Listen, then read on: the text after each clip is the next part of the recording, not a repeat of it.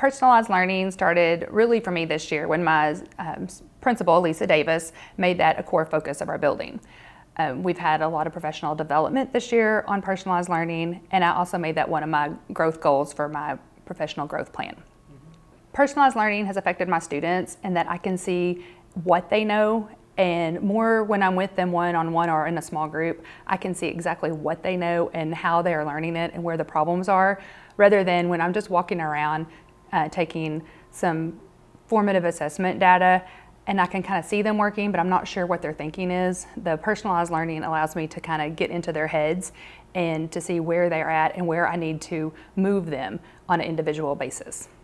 Hey, I'm going to kind of walk you through a very simple process to get personalized learning rolling in your classroom. I've just used a playlist, kind of using Google Slides with a few little buttons put in there to get the kids back to the matrix. This is the very simple part. I have some more complicated playlists that take a little bit longer to create, but I found that this simple structure works really well.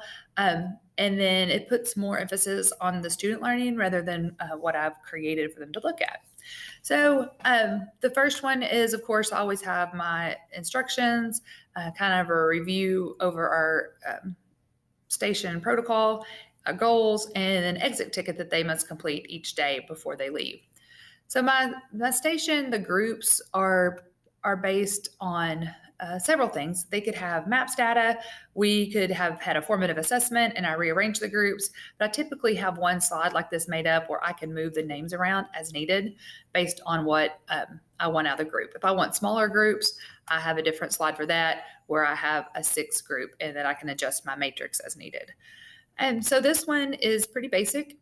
And if I push it into play mode and they happen to be at the poetry station, they would click on that and they would see all the information about the poetry unit. This is a blended type station. There's paper pencil, there's computer part, they can be allowed to search.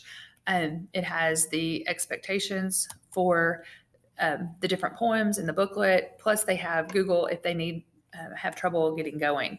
I've given lots of how-to videos for those that just have a little trouble getting started. Some of the more simple types of poetry for them to do. Figurative language review, so if they're just getting stuck on those words, it's there as well. And then all types of ways to showcase their poems. Again, this is not restricted. They're limited to their imagination. However they want to showcase their poems. They're theirs, and I want to see their creativity behind the process. And of course, they can click on the matrix button. This is just a little button created with the text box, and I've linked it to the slide that corresponds with the matrix. So pretty simple little way to get started using personalized learning in your classroom. The time limit on the station rotations depends on the group. I typically start out with my lower level kids and move towards my more advanced. My lower level ones need more time with me and a skill that they need help on. And then I kind of pre-teach the stations before they go, so they kind of have a heads up on what's coming.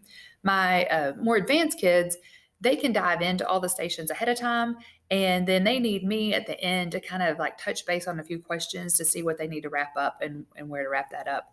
But if you base your groups on your formative assessment, your MAPS data, you'll see that you get to know the kids so much better in a small group. You get to know where they really are.